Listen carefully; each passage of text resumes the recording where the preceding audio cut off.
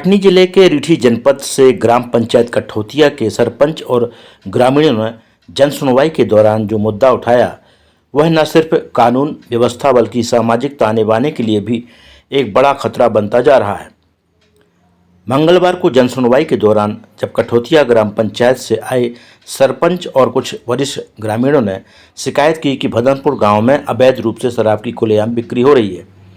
सरपंच का कहना है कि हमारे गांव में दिन दहाड़े शराब बेची जा रही है, कोई रोकने वाला नहीं है। इससे हमारे बच्चे नौजवान बर्बाद हो रहे हैं, महिलाएं डर से जी रही हैं, समाज का माहौल बिगड़ रहा है। हमने कई बार शिकायत की लेकिन कोई असर नहीं हुआ। गांव की महिलाओं का कहना है कि हम सुबह खेतों पर जाते हैं तो रास्ते में शराबी मिलते हैं, लड़कियों को अकेले भेजने में डर लगता है, स्कूल जाने वाले बच्चे भी परेशान हैं। ये सब देखकर अब चुप नहीं बैठ सकते। भदनपुर गांव जो रीठी जनपद के अंतर्गत आता है, वहां कथित रूप से अवैध रूप से देसी और अंग्रेजी शराब बेची जा रही है। हैरानी की बात यह है कि ये काम न सिर्फ दिन में बल्कि शाम और रात को भी बेरोक टोक चल रहा है। गांव के भीतर चल रहा ये धंधा अब गांव के युवाओं को अपनी गिरफ्त में ले रहा है। स्कूल कॉलेज जाने वाले छात्र, बेरोजगार युवा और यहाँ तक कि कुछ नाबालिग भी इस जाल में फंसते जा रहे हैं।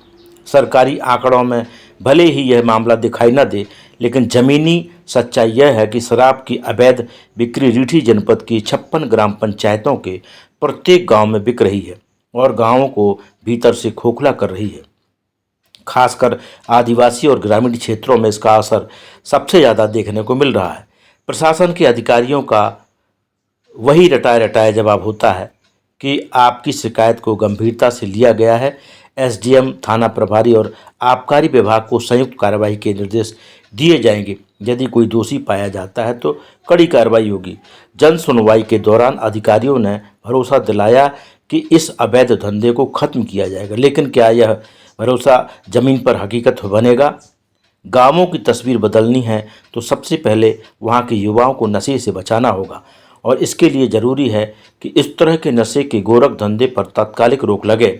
हमारा सवाल सीधा है, जब रीठी क्षेत्र के विभिन्न गांवों के ग्रामीण सालों से इस गंभीर मुद्दे की शिकायत कर रहे हैं तो अब तक कार्रवाई क्यों नहीं हुई?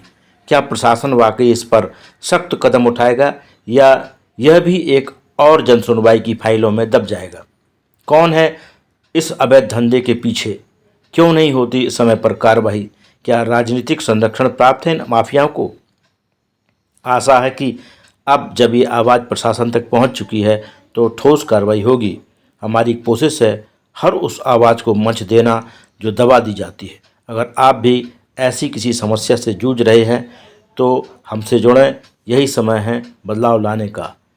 हमारे चैनल को लाइक करें, सब्सक्राइब करें और शेयर करें। रीठी से अखिलेश उपाध्याय की रिपोर्ट।